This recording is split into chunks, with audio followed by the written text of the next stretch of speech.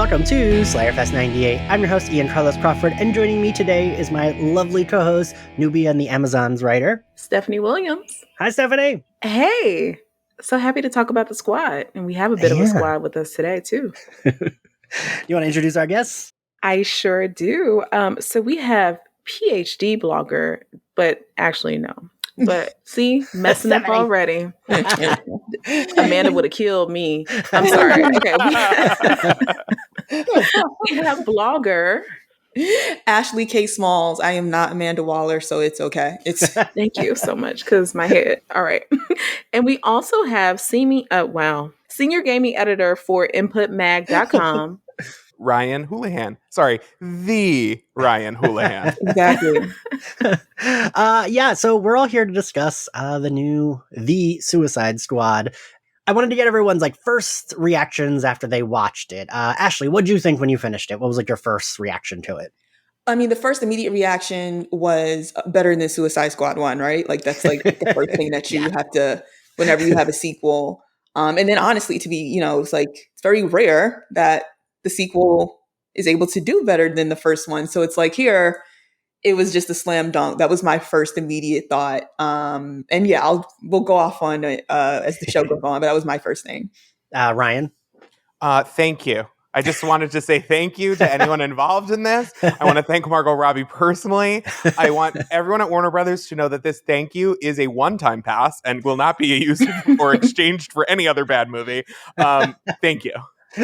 Stephanie? Similar to Ashley, I thought it was better than the first one, and I was pleasantly surprised. So surprised that I think this is probably the most watched DCEU movie for me. All right. Wait, how many times did you watch it? 4 times. Holy shit, really? Yeah. Yeah, twice the weekend it came out, and then twice over this weekend. I will say the third watch was just on in the background because I was working, but yeah, I did pay attention a lot. So thank you. Also, this is I might give you one more pass, but you definitely just get this one right now. Yeah, I was very surprised at how much I liked this movie, which is funny because as I was watching, I think I watched it came out Thursday, and then I watched it that Saturday.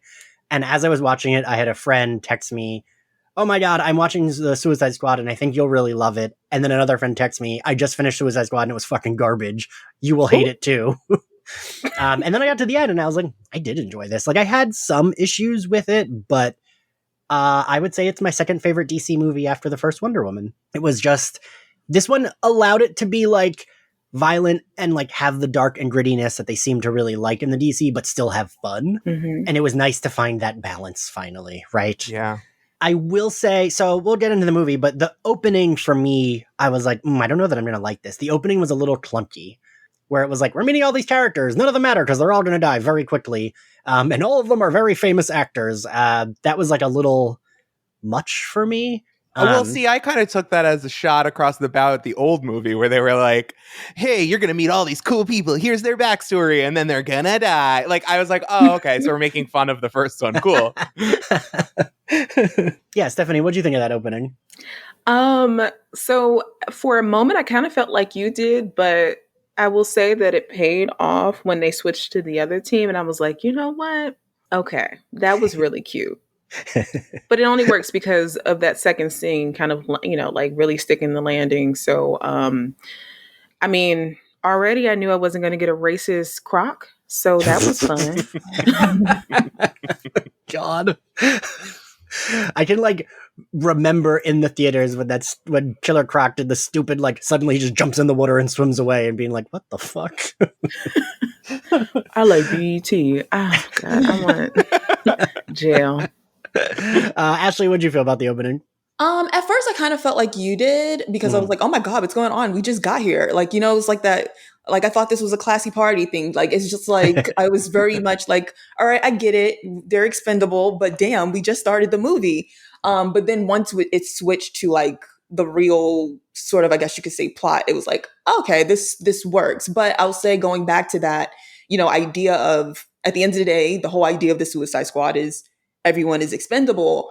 I think with Amanda Waller being so less physical in these movies than she is in her other counterparts, it really, to me, drove in her viciousness without her having to leave her seat. Because like, I think like compare on par with that would be also, you know, what she was willing to do to Bloodsport's daughter to get him to join the team. But like this idea of, if I have to kill a second team so that the people I need to get across gets through without any trouble, then that's exactly what I'm going to do. And so while it was a mess, you know, those first 5 minutes as it was supposed to be, I felt like it really drew in like what Waller's capable of and what she's willing to do for people who are like only familiar with her through these films.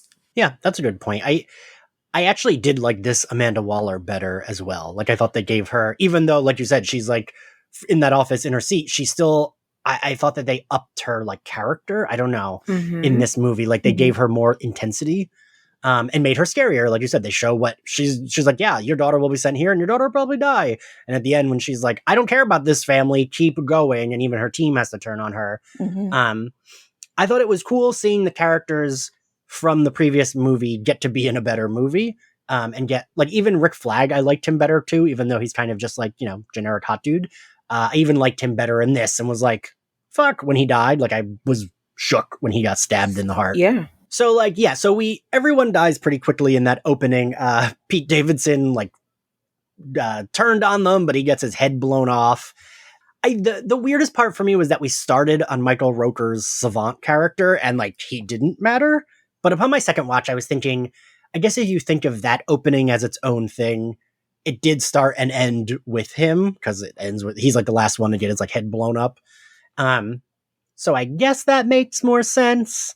One thing I wanted to point out, I loved that Harley's jacket says "Live Fast, Die Clown." Really liked that. I did really like Weasel immediately drowning. And he was so gross. Just a shot back to Amanda's face too. Yes. Like nobody checked to see if he could swim. Because that's very much Amanda Waller energy. Like, that's not my job. That is somebody else's job, and you failed terribly.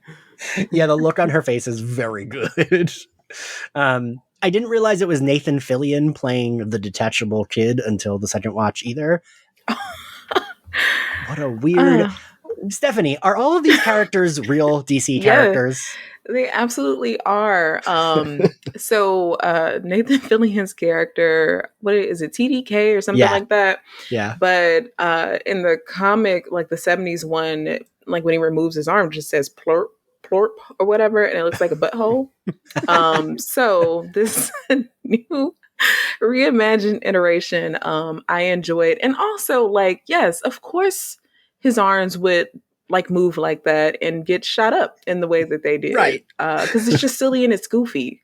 I think that James Gunn did a really great, and I can't believe I'm giving him credit, but he did a really great job of kind of showcasing some of these sillier comic elements in how they would work in the real world, even though this real world has Starro in it.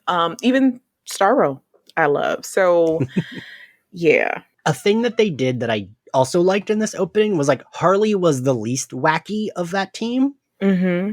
And like even she was like, what the fuck when his like arms are coming off? Like I really like when they get to play Harley as like the straight shooter one kind of, because she's like normally the like wackier, as Calendar Man's wife says in the first episode of the Harley Quinn cartoon, porn clown. Like normally that's her portrayal. So I really liked getting to see her be like, what is going on here? I thought that was like a nice side of Harley that we have not really seen. You know, they're all dead. We quickly, I do like the credits. The like Everybody Dies song playing, like panning across all the dead bodies.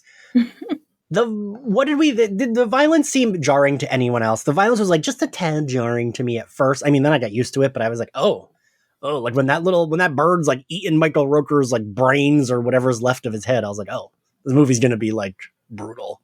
I liked it because I felt like, especially the fusion of like what looked very much like practical effects with some higher quality CGI, which I was not expecting. I was like, wow, that shark is really beautifully rendered and lit. I'm not used to it. And hot as hell. And I liked it because it felt listen, in a Batman movie, do I want to see that? No, I don't, because that's not the character. But these characters are villains who like commit horrible acts. And if anything, the Harley Quinn story really underlined that with the violence, because it was like, we got this like pseudo rom-com weird moment of like, here's this, here's your out and blah, blah, blah. And then, and you kind of are like, wow, you're watching it and you're like, wow, I forgot for a second that Harley Quinn is a complete psychopath who is not attached to reality and has no qualms doing these things. And did she do things that were like, did I mourn the loss of the president? No, I didn't. But I thought that like, oh, it was a nice shock return to form. Like, oh, she's just going to go full John Wick until she's out of here. And that was fun. And it was like a reminder that, oh, we're not dealing with like a like sweet girl who got in over her head. Like, it's Harley Quinn. She's going to like rip people to shreds. And I liked that this movie established that right at the beginning, because I was like, okay, this is taking no prisoners. Really, we can lose. Anyone's up to be lost. And it gave everything real stakes. And it made characters it made characters like Ratcatcher who obviously participated in some level of violence, because those rats weren't like everybody's best friend, but it made it more of a cool contrast that she never actually got her hands dirty, so it was easier to root for her. And like, I just feel like the violence was used in a way for each character in a way that like helped illuminate to me what we're supposed to feel about those people. And usually that's not the case. Usually it's just like cool, eye-catching ultra violence scenes, but it felt like it was used as a color in a palette for the overall painting. Yeah.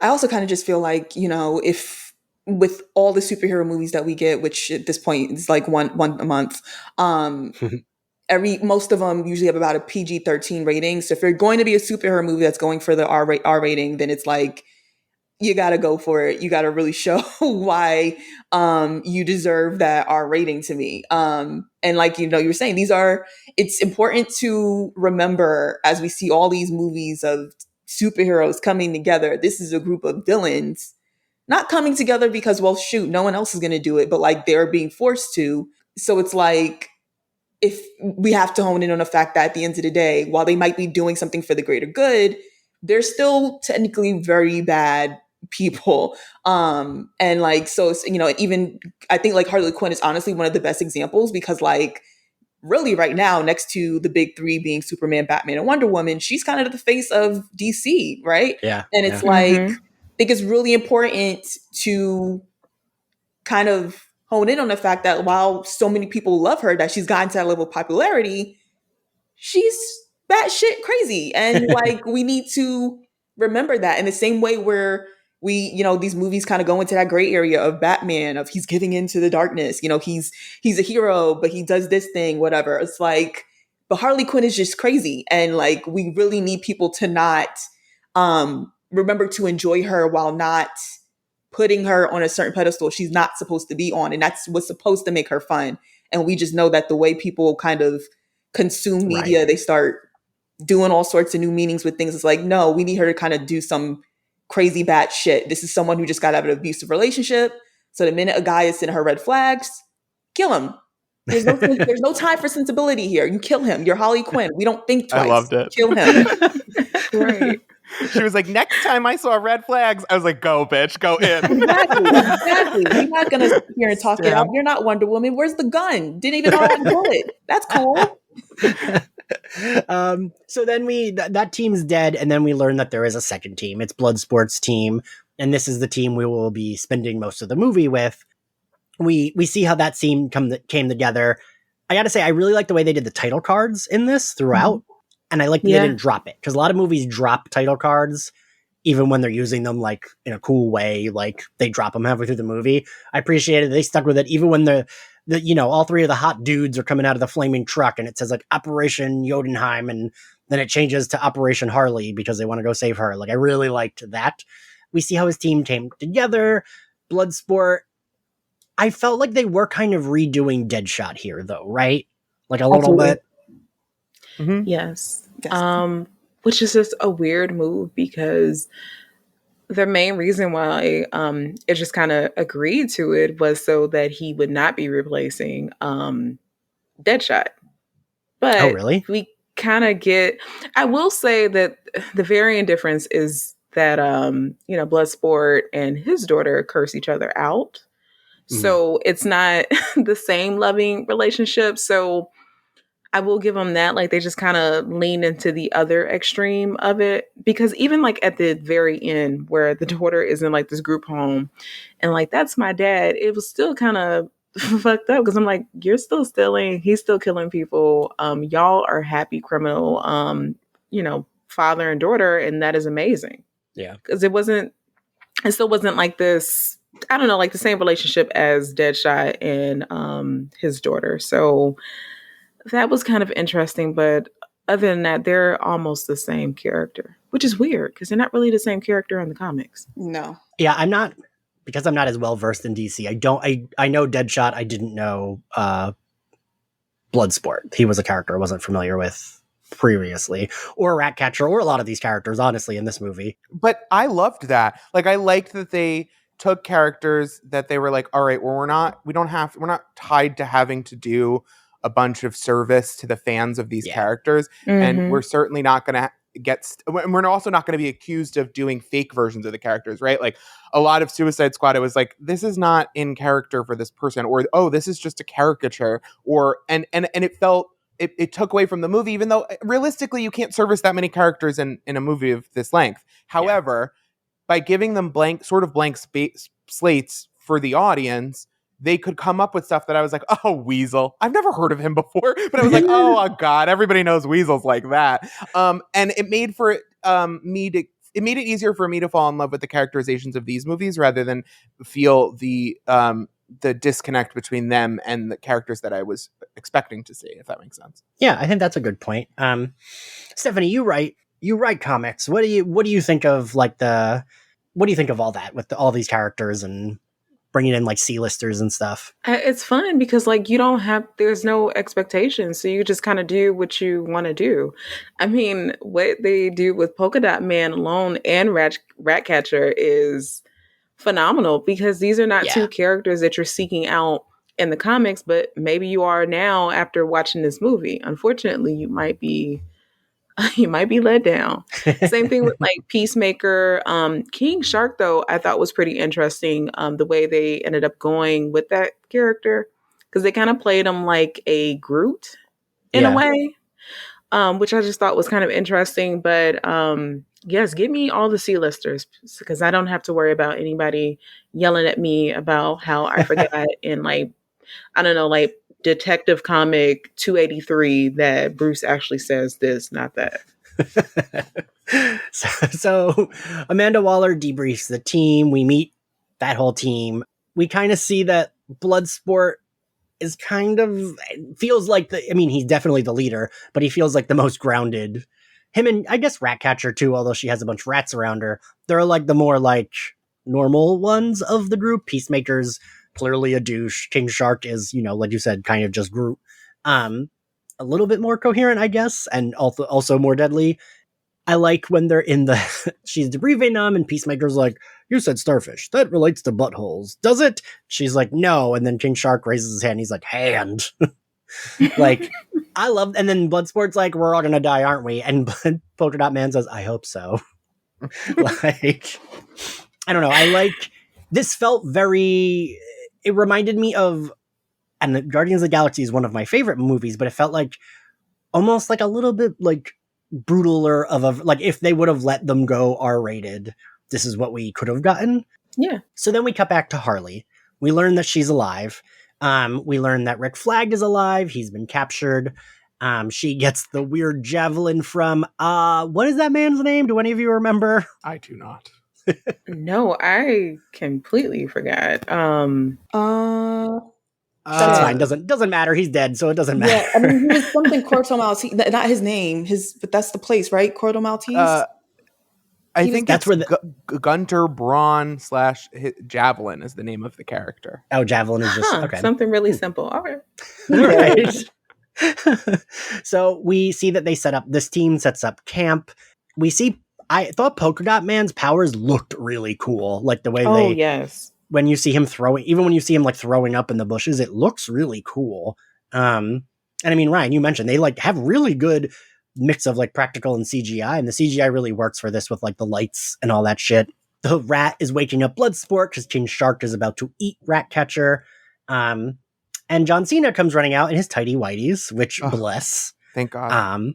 He was born to play Peacemaker. He right. was. Like this yes. is this is the best John Cena performance, and unfortunately, I'm very familiar with a lot of John Cena performance outside of wrestling because I watched more than my fair share of like wrestling produced movies. I don't know why, don't ask me, but this is like I would say like his best performance in anything. Like he really leaned into this character and made me want to watch the series that is supposed to be coming out, I think, early next year.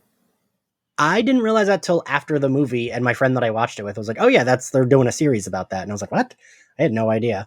But yeah, no, I agree. I think he was just like really enjoyable in this role, and it wasn't.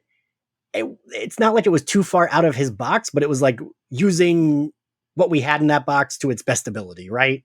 Mm-hmm. Yeah, I saw pictures of him in his tidy whities all over Twitter before I even saw this movie, so I was like waiting for that. Gay Twitter had it on lock and loaded. Amanda Waller lets them know that they got to save Rick Flag. This is a part where I feel like, So they go to the camp and they annihilate everyone there. You didn't like that, I Ian? loved it. Wait, That was my favorite part. Yeah. Really? Yeah, because one, James Gunn hit it right on the head. Like, you know, American military, whatever, just going in and not asking any kind of questions and just murking everyone. And then the fact that they do all of this, and you slowly realize that maybe these people aren't the bad guys because they're like doing regular stuff and getting killed. And then you finally have the reveal where they open up the tent or whatever, and Rick Flag is just there like, what y'all doing here? And we're here to save you. And everyone is dead. Yeah. Also just the foreshadowing of it. I mean, even from the beginning when we first meet Peacemaker and it's the whole way, I thought you were getting people with different skills. He does what I do and he's like, I do it better. And then, you know, we get this kind of showdown between the two of them of having to basically show what they both can do. Mm-hmm. To innocent people, mind you, but there's this whole competition, and then the fact that in the end it comes down to a show off when Peacemaker's about to kill Ratcatcher because Bloodsport don't play about her, but it's like that whole dynamic of if that finally reaching its head, but like even as Steph was saying about like Americans just going in and shooting shit and not even realizing like of course it was a really good call out, but I also just love the dynamic between the two of them of like, okay, these two are either going to kiss or kill each other. Well, I don't know which one it is yet. Yes. They're about to do something. Whatever it is, get going now. Ian and Ryan have their glasses on. But Ian, why didn't you, what was it for? I'm just curious. I mean, Okay, so- no judgment, of course. I will say I did. Both times I watched this movie, it made me laugh out loud when Peacemaker walks by the dude who is asleep in bed and just like casually stabs him a bunch of times. That does make me laugh. It's the reveal that like, oh, we killed a bunch of innocent people. Oh, well, like, I don't know. I get very like, I'm like, yeah, you killed a bunch of innocent people, assholes. These were like the good people. Ian, wait till I tell you what they've done before they got there. I know. I just felt like we breezed by it too fast of like, what's her face?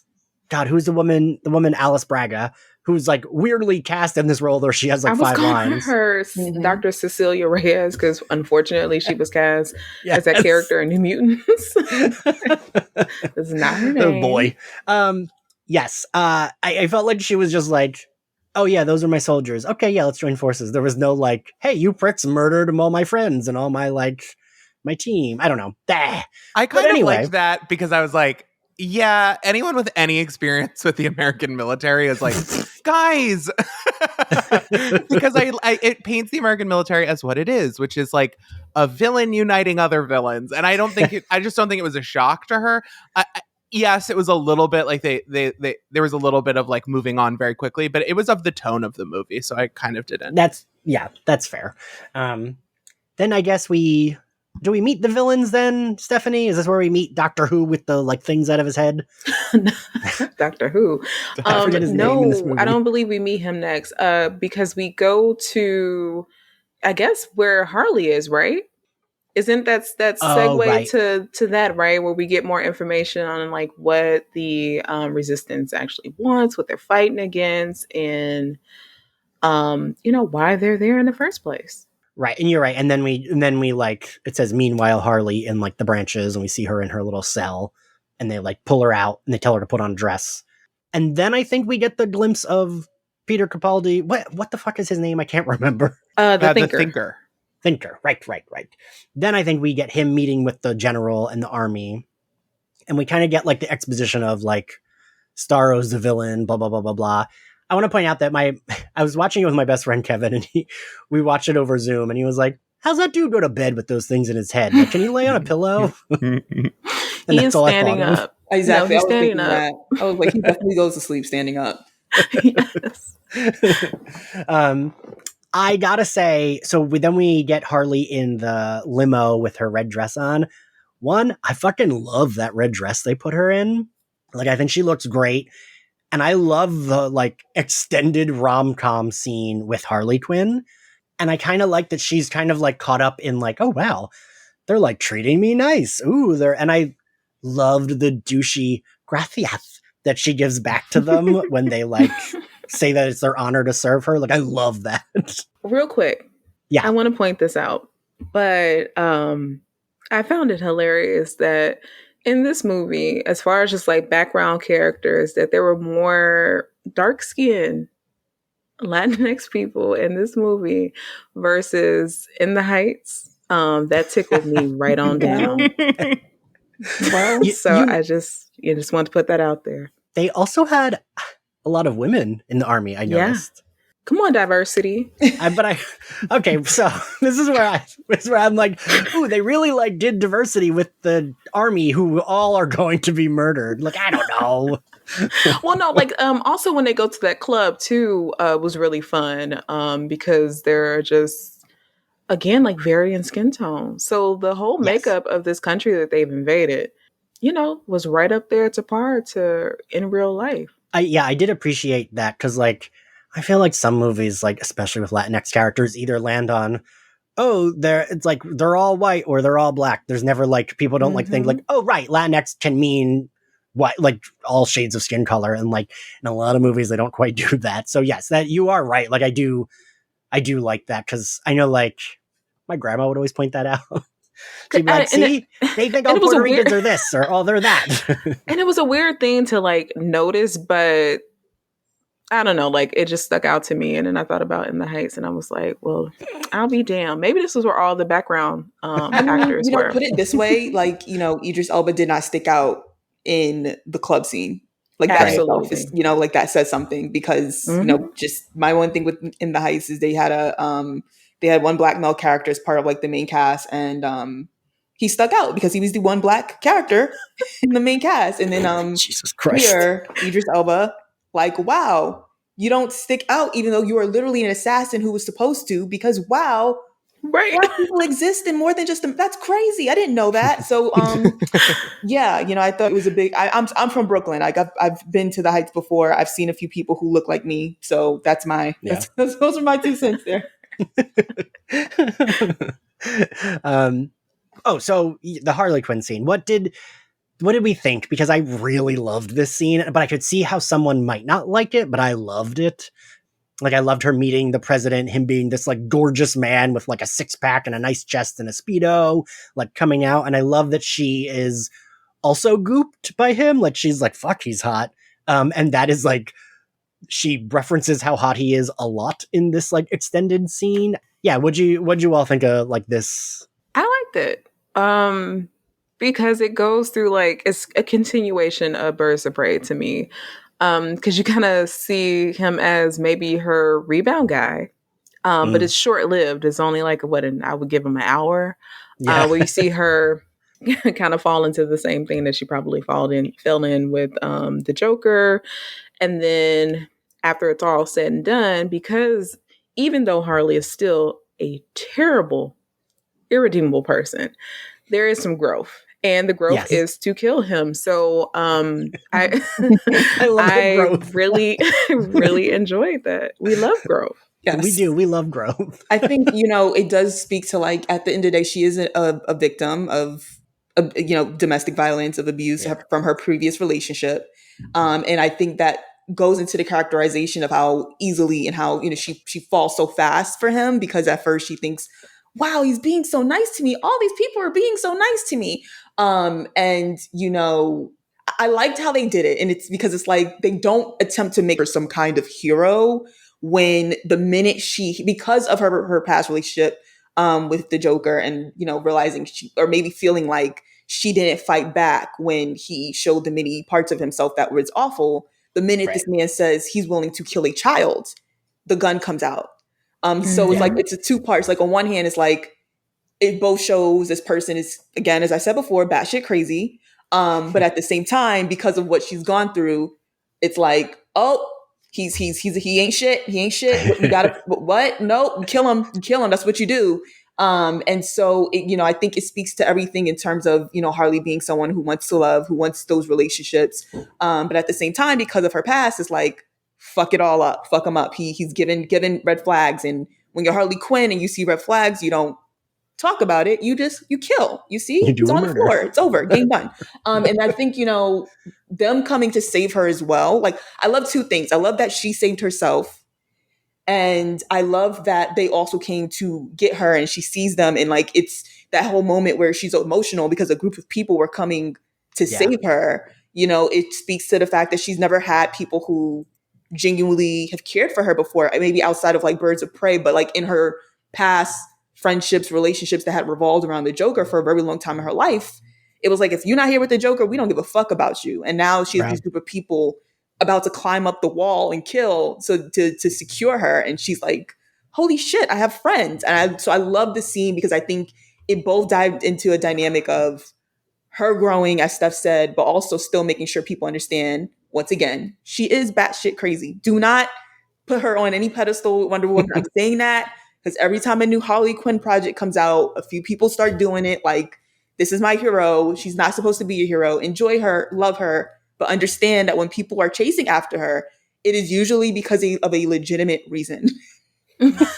Yeah, and it is another reminder that, like, Harley Quinn clearly has personality disorders and idiosyncrasies and affectations, and she's a character, but she's not an idiot. And I think a lot of times she gets played into this, like, you're an idiot role, like, oh, you're not intelligent, you're not street smart, you're not clever, you're not witty, but she is all of those things. She's always been all of those things. And just because she doesn't, I mean, she has a PhD, right? Like, she is not she has a personality disorder. She's clearly traumatized. She's clearly projecting a lot of things. There's a lot of stuff going on there, but she's highly intelligent. And to watch her realize that he has a red flag and come up with a plan to get rid of him and get out of that place really quickly, like, just turned on a dime on instinct, was like, oh yeah, you're not going to wow her with, like, whining and dining and whatever. Like, she's fully aware of what's happening around her, even if she likes to play into certain tropes, or her personality disorder manifests in some way where you think she's naive because of her affectations,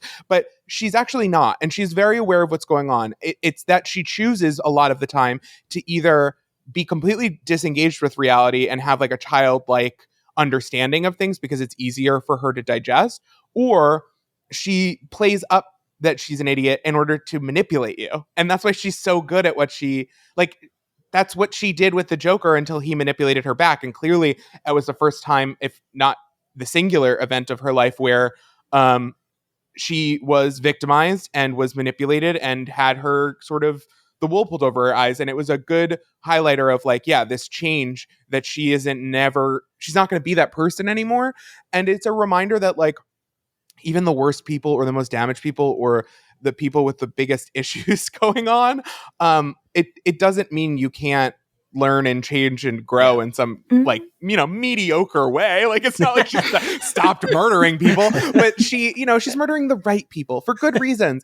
And I liked it, and it made the whole ending come together better for me, but we'll get there when we get there. I'm not going to jump ahead like I usually do. And I gotta say, her line of "R.I.P. to that beautiful monster between your legs" is just so good.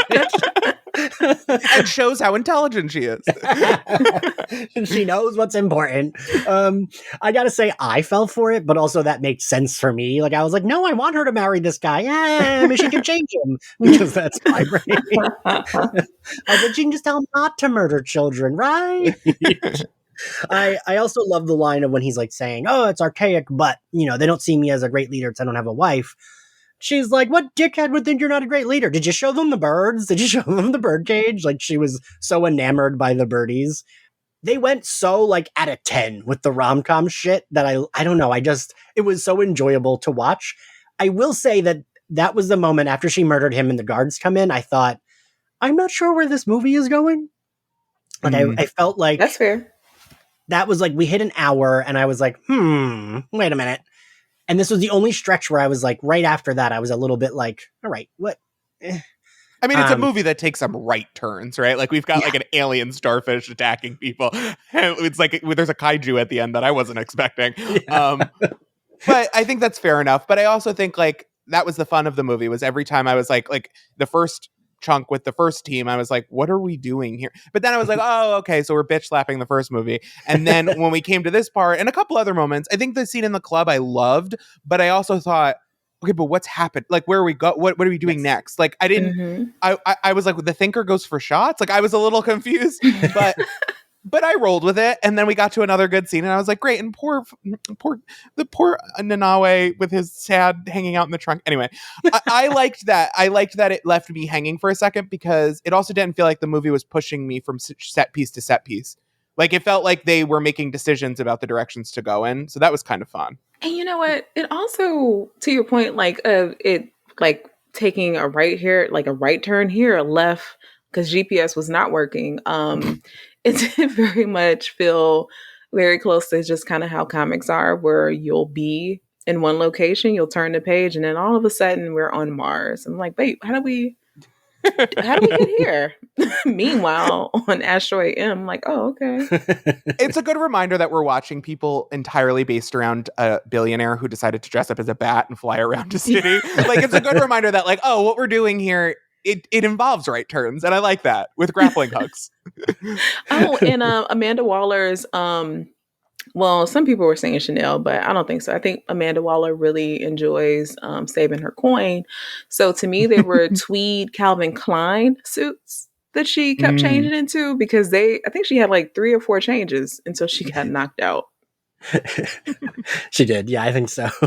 I like that Amanda Waller's characterization in this movie and in the other movies, but mostly this movie, was very Hillary Clinton adjacent. I thought that was a very successful allusion or homage. I was like, yes. And she, like, Viola is like really going to town, because there was so much spit flying out of her mouth. I'm like, girl, you better deliver them lines. It's not really a Viola Davis, performance if we're not getting, some snot or some stuff like, it's just not. She's not really, it's a variant. If that, I don't see that. I don't believe it's really Viola, but she gave it to us. She made sure we got it. She really did commit, and I appreciate that, like, an actor like her who is someone that could be an actor who's like, oh, superhero movie, no thank you. Like, she could be that actor because she's like so well like versed, but she's not, and she like is in this like silly superhero movie where it's villains that are dying and their heads blown up, and she fucking committed. And I love when actors will be in a silly movie and like give it 100%. Like, I love that shit. The end when she snapped and was like asking him like, why is your penis on a dead girl's phone? I was like, this is acting, mama. Like, I was like, oh shit, I forgot we had Viola Davis here at the party. Annalise Keaton came through. So then we get Polka Dot Man's origin, which I fucking loved. It's so interesting, right? Stephanie, is that from the comics at all, or is that mostly just made up? I want to tell you that it is because I decided to do research, but also it felt like a fever dream. So let's go with yes. But if Stephanie happens to be wrong, 'cause Stephanie is reading a million things, please let it go. Don't tweet. Then you did not hear her say. You did not hear me say anything. Erase it from your memory. And I love the kicker of when they're like, "What happened to your mom?" And he's like, "She's everywhere," and they're all fucking versions Okay. of his mother. That I can't explain how much I love that because I'm like, I pray that this is a recurring thing, and I hope that it's a recurring thing all the way to the end. And it was. It was I know. magnificent. I want his own movie from his perspective where every other character is just his mom. Yes. Because like the cuts to like his perspective of like everyone in the scene being his mom were all so good. So good. And You I know love what? King Shark as his mom just batting at a butterfly. But like, because if your parents work for Star Lab, something terrible is going to happen to you at some point. You're about to go through Case some point, trauma. Cyborg. Yeah, if your parents take a job there, it's like, could you find an? I mean, Amazon's always hiring, and they're moderately less evil. It's bad when they're the better choice. Exactly. So and then we also get Ratcatcher's origin while they're in the bus, and we get Taika Waititi as her father, Ratcatcher 1. Happy which birthday, is, Taika. Yes. So many men in this movie that I would sleep with. Like, oh my god. You're not wrong, Ryan. Oh my No, God. you're really not wrong. We get a scene of them drinking, which I love. I love in a superhero movie when we give them a moment to like have fun before they have their like big mission. Yeah. And I like that he orders a drink for the rat. I thought Yeah. that was cute. And also, I know, Ryan, you probably noticed that polo they put John Cena in is like 2 sizes too small. And no, thank you it for was that. exactly the right size. Go fuck yourself.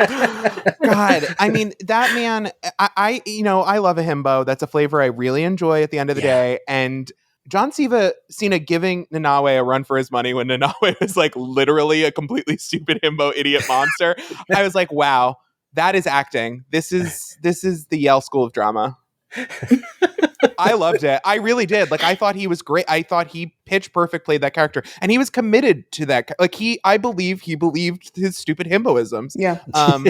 And so to put him in such a tiny shirt was also a gift. I mean, I haven't watched wrestling in a while, but I was a huge John Cena fan from when he like debuted in WE for a very long time, and like his character even then like developed into like this person who's like feels like he's loved, and there was a point where like he was getting constantly booed every time he went outside, and that's why I felt like it was such a good cast for Peacemaker, because like Peacemaker believes, he is, like he says, he thinks he's like better than Bloodsport, right? He thinks in his head he thinks he is 100% like the superhero that Superman is, but as we see with as the movie develops and what he's willing to do, and the fact that Amanda Waller chose him specifically for it because she knew that he would think he's doing the right thing. I think he was perfectly casted in that role just off of like John Cena the wrestler's progression in the WE to me. It was also helpful to have someone there who is utterly convinced that he is just misunderstood, because that is like what all villains are. But Harley doesn't have an internal consistency for long enough because she is so reactionary for us to get like an overall philosophy out of her is kind of hard. Ratcatcher is a good person in a bad situation. Bloodsport is a person who was okay with bad things, but clearly we found something that's good about him, or some kind of redeeming qualities needed to emerge. And so to have someone who is just like straight up just not a good person, but convinced utterly that he was like, it was everything I needed to be convinced that I was watching a bunch of villains. Like, Polka Dot Man is not going to convince me that these are all villains. But the Peacekeeper was like, oh, okay, I get it. Yeah. And it was good because, you've got the Thinker, who is a bad guy categorically. Amanda Waller, who I guess is more along the lines of Peacekeeper. But if you need some of that to make it feel like we're really watching villains and not just a bunch of people who've like, we're in some bad circumstances, because like, I need to know that they didn't just oopsie daisy and trip their way into committing a crime. I need them to be utterly convinced that what they did was the right thing. Yeah. Mm-hmm. Yep. Yeah, I agree with that, Ryan. I think it also makes it more enjoyable, right? Like like you said, when the people are getting their heads blown off, you're not like, oh, that person was good. They didn't deserve. It's like, oh yeah, they were all fucking murderers. Like, okay, sure. So I do like that. And you're right. Harley's kind of too chaotic to have like I don't think she would have there's no moral compass there, except for maybe the fact that he says murdering children, right? Okay, so that maybe is like the closest we got to Harley having any kind of statement or compass. Yeah.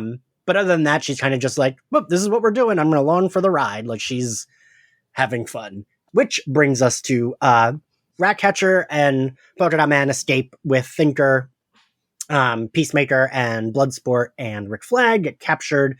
They're in the car. They kind of kill all the guards. We get that scene of these three beautiful men exiting the car. It's like on fire. They're bloody, looking hot, holding weapons, and it was a very nice moment in the movie. And then we get we got to save Harley, and the fire turns to Operation Harley. And then we cut to Harley, and I also loved this scene. So did Quentin Tarantino. Wait, what? Oh, he has a feet thing, doesn't he? Yeah. Yeah. Ugh. I did not like it because of the feet. I liked it because one of you said something that made me think of this scene immediately. Like, she's playing, right? Like, they're like beating her up, and yeah, it hurts, but she's like just waiting for her moment to murder them. And she gets it when the one guy leaving the guard, and like immediately her eyes poke up, and she's like, well, gonna do the thing. I almost felt like this was, and this is gonna be like, I feel like this is not something I would normally say, but this is like a better version of Black Widow's escape in the event. Like, it's like, even though she's still like, of course, hot and gorgeous, it's like less making her do sexual things in her moving, and like more like, this is a woman doing a murder, right? Yeah. And I just really liked her. She just like kills him with her thighs. She gets the keys with her feet, which I did read. Margot Robbie, actually, that's her feet doing the thing, which good for her. Yeah. She escapes, and we get her like long fight scene. What did you feel about the scene, Stephanie? I enjoyed it because, again, like, it's just a continuation of the scene that we get in Birds of Prey. Yeah, because like they have her, like, she sniffs coke to get her super, like, to go ham in that movie. So I don't know, like, I just thought it was really fun. Like, they already established in this universe that Harley is like someone you don't want to tangle with, because she has clearly trained with the best of them. I don't even know if Batman could take her. Please don't tweet me. I'm just joking. But I loved it. And like the flower, like her seeing flowers instead of blood. When she is like murdering the fuck out of these people with the javelin, might I add. I really enjoyed it. Yes, I actually really love that, like, because I guess do we think the flower is supposed to be like she's like really in it? Like, that's when she's like really having fun. Like, I think it's like all her brain's coping mechanisms and like her utter psychosis all take over. And it's like, she's still in the driver's seat, but she's coping in a way of being like, oh, this is all playing. Oh, this is all like, it's totally normal. When you shoot people, flowers explode. So it's not a bad thing. And like, it helps bring together the parts of her personality that are like ultra violence and like not gonna hurt children. Like, it has to meet somewhere in the middle, and I like the idea of Harley seeing the world a little bit, sort of like Polka Dot Man sees his mom everywhere. I like the idea of Harley when she sees violence, it's not violence. Right. Yeah. Plus, it's stunning. It's stunning on camera. So. Yeah, it was visually. I mean, so and I think it's great to be able to say that about a murder scene. Is that to say that it was beautifully filmed and constructed, but that also, it was like the things like the flowers, and in her seeing the spear that was left, like all those things speak to her. Like, she immediately perks up while she's annihilating people of my gift that I got, and then goes back to killing people with it, because it, like that it really just I love the way in which they're able to illustrate her being a murderer, being capable of so much more than being witty. And like, even I know like it was a, the whole feet thing or whatever, but like her using her gymnastic skills to be able to easily, get out of those locks and things like that. Like those little bit of details, like I always matter to me, because though she's crazy and she's always filmed like with her bat, this is someone who is pretty highly trained in doing things that most people cannot do. And I think it's easy to forget that in the midst of, her just picking up a gun and shooting people. But then, we have these scenes where it's like there are hundreds of people coming at her and she's getting through them. I don't want to say with ease, but in a Harley Quinn way where she is at the end of the day the last woman standing. And it's great. There's a sense of joy about her committing violence that sort of you only see in the Olympics. Like only when Simone Biles is like making it look so easy, or like you see like Michael Phelps get out of the water and you're like, oh God, that was really easy for him. Harley Quinn just looks like she breathes violence, like it's like an art form to her in the way that like gymnastics would be, again, I love it as a characterization because like each of these people on the squad, their style of violence is so different, and hers is so bright and colorful, and it really helps round out the flavors present on the team, and like I like that it can be beautiful without being sexual. Yes. Yeah, I mean that's except kind for of feet. Sorry, the day Wiki feet exploded. Sorry. I mean, that's kind of what I meant with like the comparison to Black Widow, because like Stephanie, I think a lot about what you said in the Black Widow episode. How she walks like she has bricks back there. She was carrying, but no, but you're right, because I also had that thought when any woman ends up killing somebody with their thighs. Unfortunately, I just immediately think of Black Widow because that's what we've been getting the most of over the last decade. But I like the twist on that because nothing about that seems sexual at all. Right. Because I'm like, his neck is broken, he's dead. Yeah, your thighs are probably a little sore. And her joy never reads as like raw animalistic woman who can't control her lascivious body, the full moon. Like it's not like that. And it's the reason why I've always loved the violence on Buffy as much as like you can love violence, because it was never like, ooh, my boobies. Like it isn't, but it's beautiful. And it doesn't mean she's not like in tune with her own body. It doesn't mean she's not a sexual creature. It's that like, she's not mixing sex and violence for an invisible male gaze that like, right. Not to get too like down a second wave feminist rabbit hole, but like it makes it feel like she's alone in her actions or her scenes, and when she fights alongside the male counterparts later, it's not like she's given second fiddle or like some specialty sex fighting, which is like Black Widow always reads as she's doing sex fighting while everyone else is doing real fighting, Sex fighting, Jesus Christ. Yeah, so she escapes. I love that she just hails a cab. She gets in and then she sees the boys. I love that too. I absolutely loved that. Like, it was such a good beat. And I like that she goes over to them and she's like, oh, I can go back in and you can still do the plan. Like, so, things get a little fuzzy, but all I know is that we end up at the compound where, actually they have a little meeting on the roof. They talk about some stuff. And then we get to the compound where... Wait, so Harley has a really good line on the roof. They're talking about empanadas, which is one of my favorites. And two, I love that like when they're interrogating him, she's like, I'm walking back and forth. And that's literally what she's doing. I loved it. So they arrive at the compound and I'm a sucker for like, I mean, fucking of course I am. Any kind of like punk song played in a scene. I knew you were going to like that. It was like, that was made for me. Like playing the Pixies' Hey as they slow motion walk and they fade into the scene because it's like so bright, because it's like it's daylight and it's raining. I fucking am a sucker for that shit. So I loved the way that was shot. And also like, reminded me of, I think it's in Guardians. I can't remember which Guardians of the Galaxy when they play Cherry Bomb when they're all getting their weapons together. Yeah. Reminded me of that.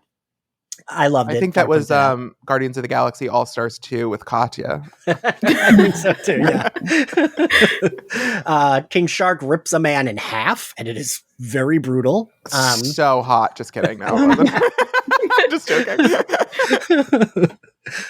God, and then they split up in the building, right? That's like the like Yes. first like wrong turn is they split up. God, and then Thinker brings them into like the Starro lab area, and it is brutal. Like there's like bodies with like their faces carved off, with their arms and legs carved off, but still with the Starro like starfish baby on their face. I know, and I said, well, damn, because like in the comics, you can like get the little baby Starro off, and there's Right, no that's what I face missing. thought. But here, they were like, no, if that gets on your face, that's it. You're done. You're just done. I liked it though, because for a Guantanamo Bay style like superhero version of Yeah.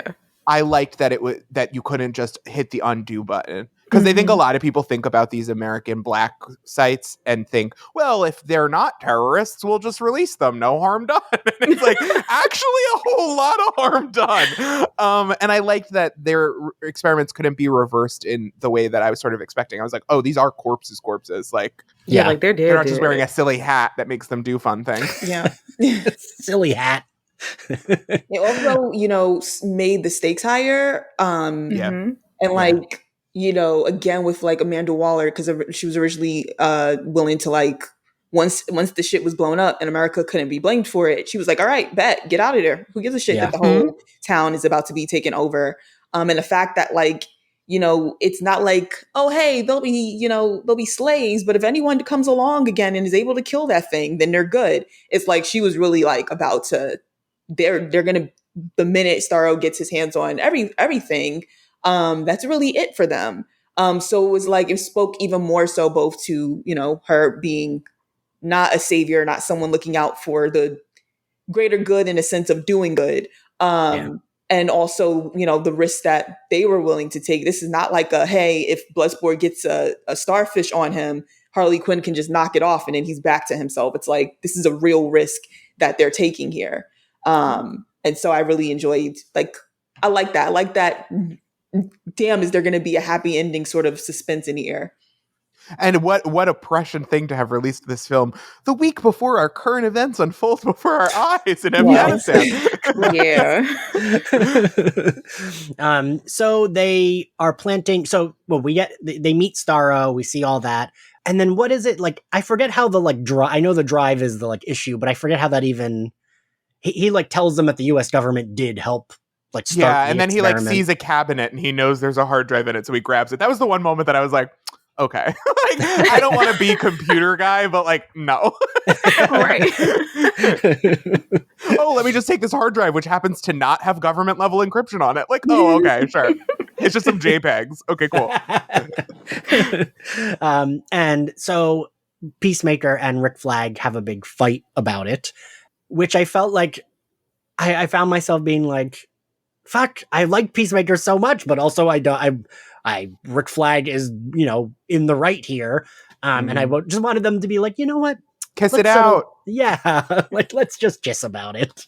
They said, absolutely not. You only get one. Yeah. Yeah. They said, I'm going to stab him in the heart and you're going to see it. Ooh, and to get stabbed in the heart with like porcelain, like a piece of like porcelain that broke. So basically a toilet. That part hurt the most to me because I'm like, wow, what a terrible way to die. Yeah. So How sorry. White Lotus of them. Right, exactly. Oh no, I gotta watch the finale. No, it's okay. Well, we didn't say who, I don't so. mind spoilers. My memory. I don't think it spoiled anything. But No. maybe, but no. Well, you mentioned it. So if you mention anything to do with anything that someone hasn't seen, you spoiled it. Even if you just say the name of the show. So Ratcatcher, it happens to be there as Rick Flag gets stabbed. She takes the drive and runs away. They have this like very long fight or chase scene where they like are falling through floors, but then Bloodsport is there and kills Peace. I feel like I'm skipping over something. So, well, you didn't necessarily skip. They just kind of, so before we see them actually face off and him like shoot them shoot at each other, we get an 8-minute rewind and we get to see what the other team was up to and how everything started blowing up. And then we get to see more Polka Dot Man's powers. The guy, Milton, dies terribly. Poor Milton. I love that scene because that's fucking me. When she's like, who is Milton? Because my memory is so bad that, like, I'm not sure if I've told this story in the podcast before, but one time when I worked, two of my best friends and I worked together at Barnes & Noble back when I was like 22. And there was a sign on the refrigerator that said, Shannon's birthday party this weekend. Let me know if you're coming. And I said to them, who the fuck is Shannon? And the girl, one other person, the girl sitting in the break room at the table raised her hand and said, I am Ian. And I was like, oh, damn it. So, like, that's me. I think we've all done it before, but yikes. Yeah. I would have been It was bad. in the break room cracking up. To be fair, when I saw that he was still with the team, I was like, oh, they wanted to show another murder. He's definitely out in any second now. I was like, poor thing. He's following behind them. I'm like, do you not see what these people are capable of and that you were just kind of strolling along? Like wait in the car. But also, like, her having a whole thing, like, you can literally see in her face, she's like, all right. The black guy over there, he's Death Shot, but with a different name. I saw the shark on my way in. I clearly, like, he just calls himself Shark, no confusion there. And then there's guy over here with the polka dots. He just calls himself Polka Dot Man. Everything is simple. So who the fuck is this new guy y'all done introduced me to? Like, the way she's just in her head, like, nah, y'all just introducing people in the middle of the day and we don't have time for this. It was also a good reminder that, like, she's like, okay, who cares? Because it's like, yeah, thousands of people are dead. Milton is just one of them. And I love when she looks out, she's like, oh, that's Milton. Oh, like, she's like, yeah, I got it. Great, let's go. I will say all of the scenes of, like, when the building's toppling over, I thought they were cool. I thought it all looked real cool. Her javelin came in handy. Is that a thing she uses in the comics at all, Stephanie? No. Okay. That was just like, hey, let's give her a weapon. And it was a cool weapon to give her, too. So I thought let's sell some action figures with accessories. Wait, we almost forgot about King Shark and his little moment with the fish. Oh, yeah. It was so such cute. A weird moment, but I loved it. Yes. And then it ended terribly for him because his new friends actually were not his friends at all.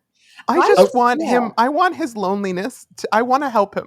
Like, I just want to hug him and tell him it's going to be okay. Not get eaten, obviously. But the poor guy, he thought he found a friend. Finally, someone in water. He's like, yeah.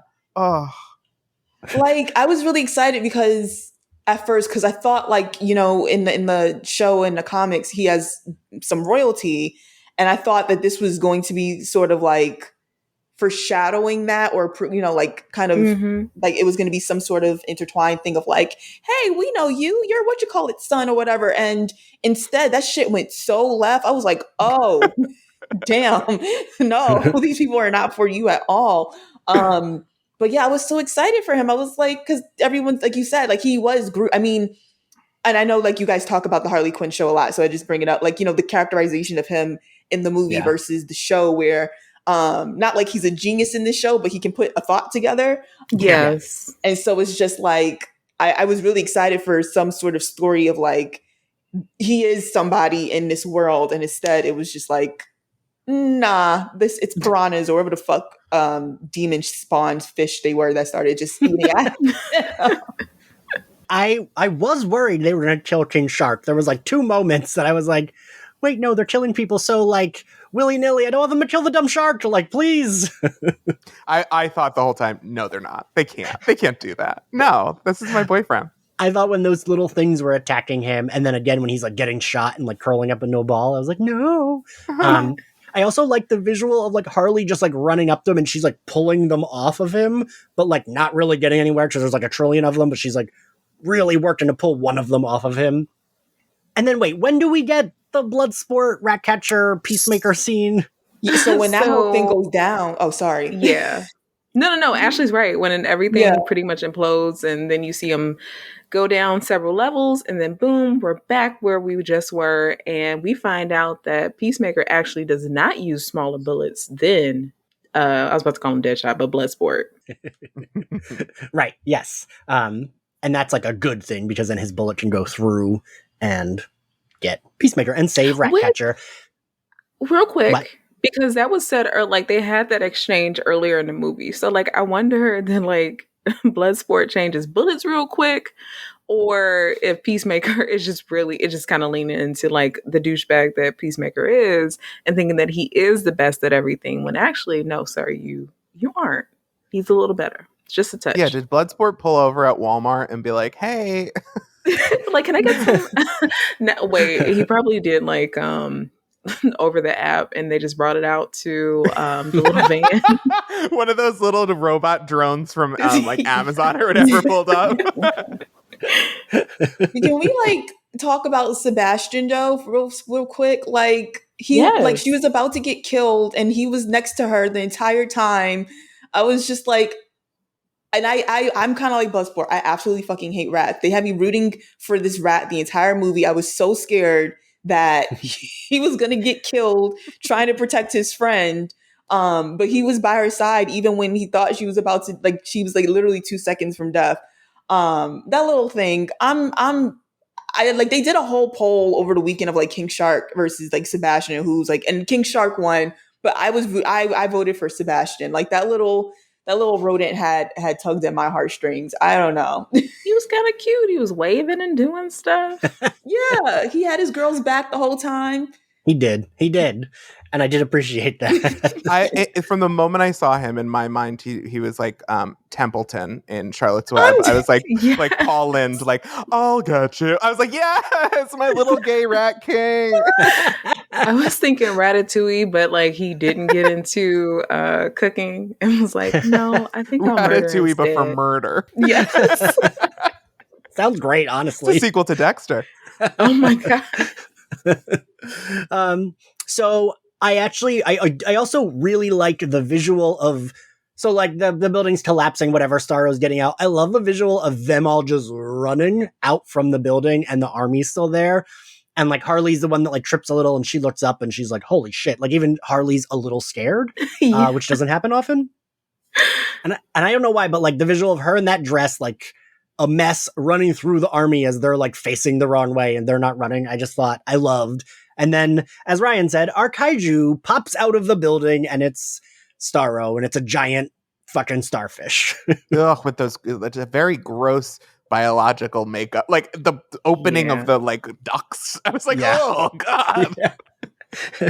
He is, I always remember the trading card I had of Starro where it was just like him in the city, and then in the foreground it was like Wonder Woman and Batman and Superman with like his little babies on their face. Yeah. But he was definitely like less gross I mean, maybe now he's more gross, but he was less gross back then in the comics. And as Stephanie, you mentioned, he could put his babies on you and you didn't like die. But I like that Ratcatcher is the one that figures out, she like puts on her mask and is like, "Cover your face, they're going for your face." And we get the title card of Suicide Squad versus Starro, which I liked. I actually liked all of this, like the fight scene here. I loved Harley running across the roof and just jumping into that gross eye. Ugh. I like that was tight. Right?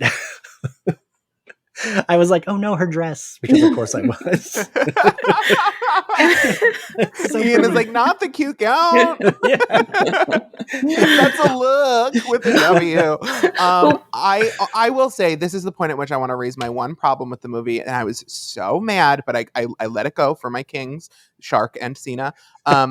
I was really upset because I thought there was definitely a scene to be had where the original Suicide Squad, not the one from the first movie, but the one who showed up on the beach, all had little Starros on their face, and they popped up, and we saw Suicide Squad versus Suicide Squad. Even if they quickly got rid of them, I thought it would be kind of cool if Pete Davidson's like half blown up head showed up with a Starro on it. That would have been cool. And it felt like they set that up to happen, and so I was waiting for it to happen, and then it didn't happen, and then we got 2 post-credit scenes in which it didn't happen, and I was like, oh, did we just forget? No, it's that they only had those actors for one day on set. Pete Davidson was like, "I could give you an afternoon, then I gotta do some smart water ads." Yeah, literally was like, he literally scheduled that before Saturday Night Live. He was like, "Listen, He was like, "Can you do it over Zoom?" Well, real quick, I just want to talk about Amanda Waller flipping the fuck out, trying to get them to turn back and like Yes. getting Yes. ready to kill all of these people. And then the folks in her office looking like, oh my, like, I know she's deranged, but this damn deranged. And then her getting knocked out. Because that's essentially what you would have to do to Amanda Waller to make sure that she doesn't go ahead and kill everybody. And then also like her sitting in the office and then everyone looking at like, you know, her giving them a glance like, y'all done fucked up. You have to find out via your paychecks and the assignments that I put you on. But I just want you to know you really fucked up because I am HR.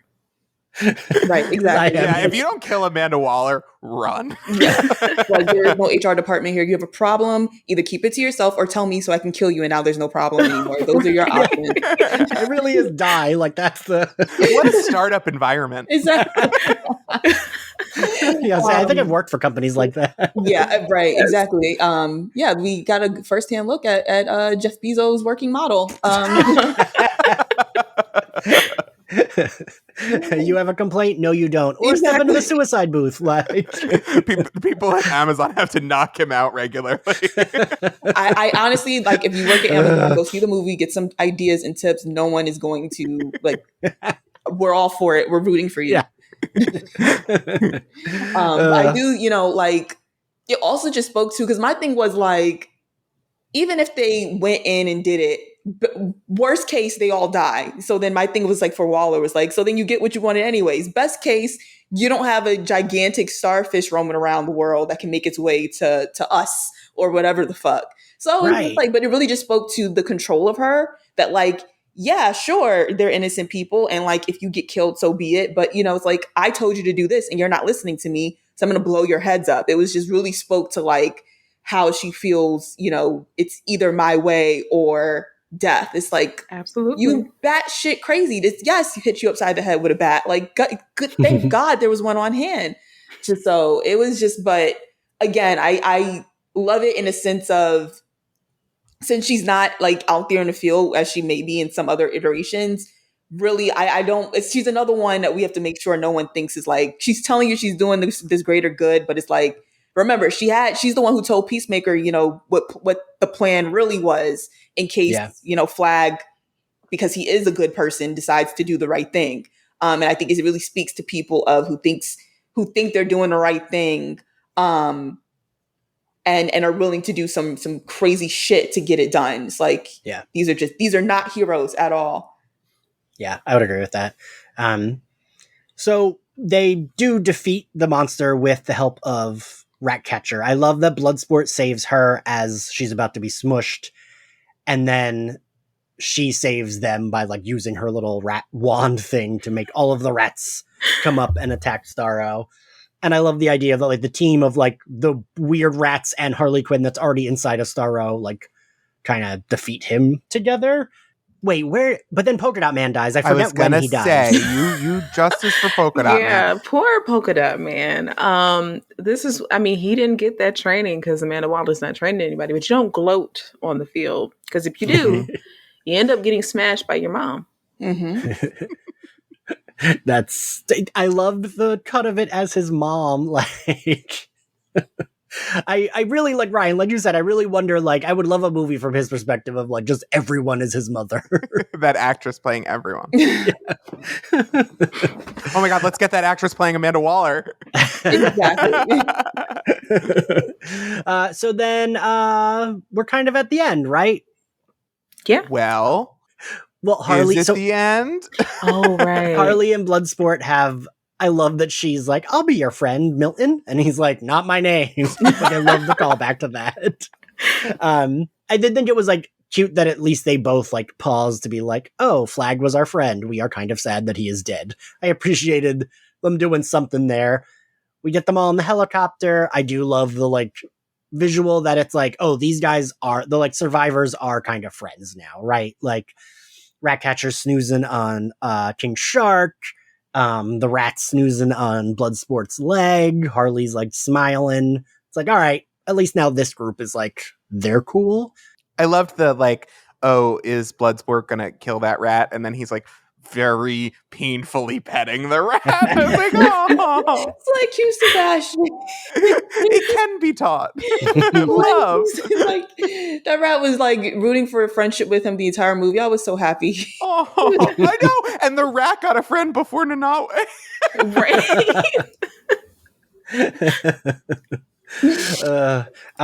And then we get a first cut scene of Weasel waking up on the beach and just being gross and just like running with his arms like a wacky inflatable tube dude, like running into the woods.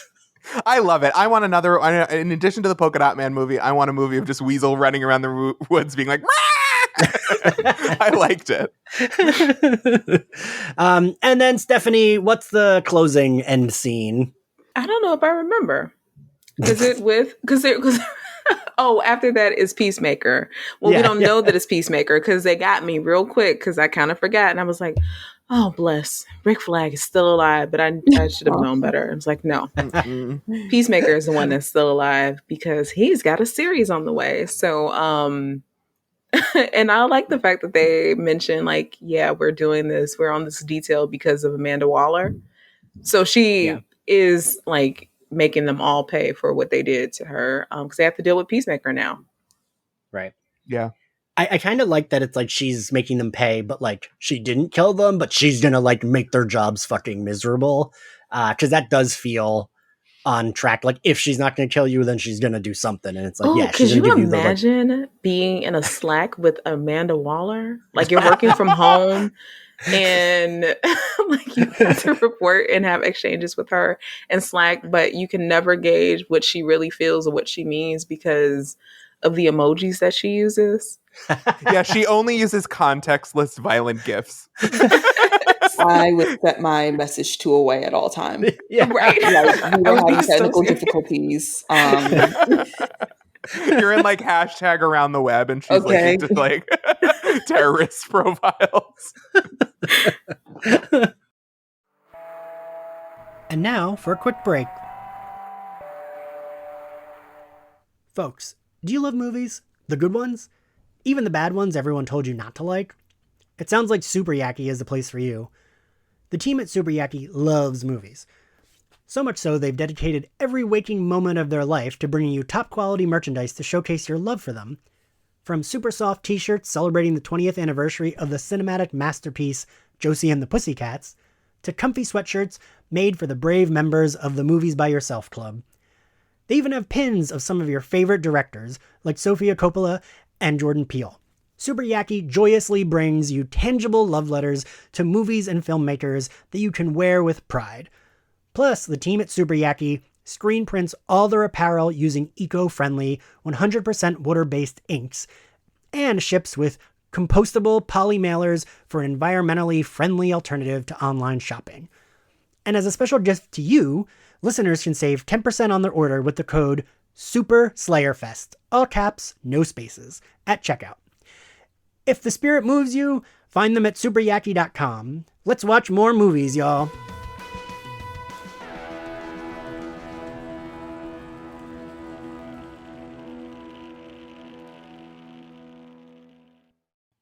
All right, now that we're at the end, favorite scene, Ashley? I feel like this is gonna probably end up being a lot of people. You know what? No, even though I know the Harley one, I think is gonna come up. But I'm gonna say Bloodsport versus Peacemaker in the whole unnecessary showdown of killing people who were innocent, just because, like, you know, the whole. I think I really just loved the foreshadowing of it. Like, you know, like, okay, one of these people is gonna come down to one of you knocking out the other, and that building dynamic between Bloodsport and Ratcatcher, and him kind of seeing his daughter in her. So when he does the whole falling from like several feet of the building, and this ends up luckily landing before Peacemaker can kill her, and pulls out his gun without a second thought, and so the debate between the two of them of who's better gets immediately put to rest, as does Peacemaker. I absolutely, I loved that dynamic. So I would definitely put up there. Plus, I'm sorry, Idris Elba is just fucking fine as shit. Oh So my if I get God. to see him Yeah, I mean, yes. doing I don't think things, anyone's going to debate that. then Visible. I think we should continue to cast him in roles where he just does things. I don't even have any specific requests there. Just get him on camera. Thank you. And you know what? He's running around the woods with Weasel. Exactly. If he loses a shirt, hey. It just real quick, because I interviewed him for Dinner Geek and I asked him about the costume. And in the playback on the interview, I didn't catch it the first time we were talking, but he was like, yeah, the suit, the way that it maybe kind of felt like it was fitted for somebody else because, he made some comment that I'm going to take was in reference to his junk. And I was like, Excuse me? oh, so you saying it was a little tight down there, huh? So during the movie, while I was watching, I was like trying to see how he was walking. And I was like, yeah, you were a little uncomfortable because you have sir, have a monster. So I should Apparently. rewatch and specifically look at Yes. that part. Pay You're gonna look attention at to that. Idris's kaiju. Yes. sounds like I have a project. It sounds like, of course, Yes. there's sexualization here. It just sounds like, a part of the movie going experience for this movie is to specifically look at that part of okay. Film Yeah. studies. Yes. Exactly.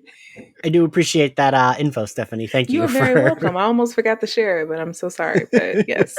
So that was on my mind. Ryan, what was your favorite scene? Honorary mentions go to John Cena and Tidy Whities, and the scene with Bloodsport and his daughter. I found that very touching, and it was a very original sort of scene for me. But my favorite scene, of course, is going to go to Harley Quinn's ultraviolence, taking down John Wicking everybody in that government. Incredible, beautifully shot, wonderfully executed. A slice of that character that you got like a vertical slice of the character, which I always like. You get a scene in which like a lot of their idiosyncrasies and their themes, I guess, and also just style are squished into a delicious, digestible package. And it was great. It reminded me of when you play superhero video games and you pull off shit that you're like, I am incredible. But then you remind yourself that the video game is doing all the work. It was like that. It was a cool, fun, awesome scene, and it was the antithesis of everything the first Suicide Squad movie was. Stephanie? That first beach drop off, because it reminds me of what happens when you get stuck with the wrong group for a group project. I don't know, like something about it. I just really enjoyed how terrible it went. Cause like to have, what was it? Not Magma Girl, but I forgot the name of the character. Mongrel, I think. Yeah, Mongrel. yeah. So like to have her run and like try to take down the helicopter. I'm like, I don't know how you thought that was gonna go. And for her to lead to not only her own death, but also Boomerang as well. I don't know, like that whole chaotic, this is going really terrible. I just enjoy it. And also Pete Davidson got shot in the face. So what is there not to enjoy about that? I think that my favorite scene, it's like a tie between the Harley rom-com scene and the Harley John Wick scene. Both of them were like fucking fantastic for me. All right, what grade do you give the movie, Stephanie? I'm gonna give it a B+. All right, Ashley. Yeah, I'd give it a solid B. Like in terms of superhero films, like I think Ryan. Yeah. Oh, sorry, I didn't mean to cut you off. No, it's fine. I feel like there's like the film cinema kind of conversation, and then there's like superhero film conversation. But I'm like, it's a solid B film. Have it with watch it with a beer. Yeah. Ryan. I would give it an A-. I give it a little boost because it's such a relief to see the Suicide Squad done correctly. And I loved the Harley Quinn of it all. I thought it was a really great characterization of her. And the reason it's not getting a solid A or an A+ for me is there was a huge missed opportunity with not bringing that first squad back from the dead. And now that I have reminded myself that it bothered me, it will forever bother me. So thanks, Slayerfest 98. You are welcome. Yeah, I think I give it a solid B as well. Yes, I it's weird because I have Harley on my brain so much now because we are going through the Harley Quinn cartoon on the Patreon, and that Harley, like I feel like Ryan, I don't know if you'll agree. Ryan, have you watched a cartoon? every episode multiple times. I don't think I've had you on for a Patreon episode yet. I'll have to have you on for Seems one like a huge miss on the pod's behalf. That Harley is like, your characterization of this Harley was very correct, where it's like, also she is a murderer. Like, you have to remember she's not as redeemable as we want her to be. But it's funny because I feel like the cartoon version kind of is more redeemable. Oh, absolutely. Yeah. Yeah. Because it's a cartoon. And I actually do appreciate both versions, which I feel like is hard to do. Make me like two different iterations of the same character that are existing at the same time, but I enjoy both of them. I feel like that I'm a hard sell on stuff like that, but it worked. And they both have runway to go. Like, they both have stuff to fall from and to rise to, which is so easily pushed to the side, especially in female characters, but it's so easily pushed to the side with characters that have big over-the-top bombastic characteristics to forget that they're people who need to have cohesive minds and perspectives, and both of them have done it really well. And it's like, why are you able to do it for her but not for any other superhero? Sorry. My frustration. But they did it for her, so good for her. Yeah. Good for her. All right. And thank you all for joining us. Thank you all for listening. If you like Slayerfest 98, you can find us on Apple Podcasts, Spotify, YouTube, and anywhere else you get your podcasts. You can subscribe to our Patreon, where you can listen to all of our Harley Quinn episodes. And you can get access to our Sex Talk video series, My Nudie Judy, our private Facebook group, and more. You can find us on social media at SlayerFestX98. You can find me at ENXCarlos. Ryan, where can everyone find you? I am at Ryan Houlihan on Twitter and Instagram. You can also read inputmag.com, which is a great website. Everywhere else, you're an adult. You know my name. I'm on the internet. Ashley, where can everyone find you? Ashley K. Smalls on Twitter and Instagram. You can also visit my site, brooklynblurred.com. Also watch What If this week on Wednesday. I promote anything with Chadwick Boseman in it. I go up for him very much. So there we go. Stephanie, where can everyone find you and buy your stuff? You can follow me on Twitter, Instagram, and now the Clock app, TikTok at Steph_I_Will. And please check out Nubia in the Amazons, which will be out in your local comic book store or online if you buy digitally 10/5, so October 5th. Nice. All right, guys. See you all later. Bye. Bye. Bye.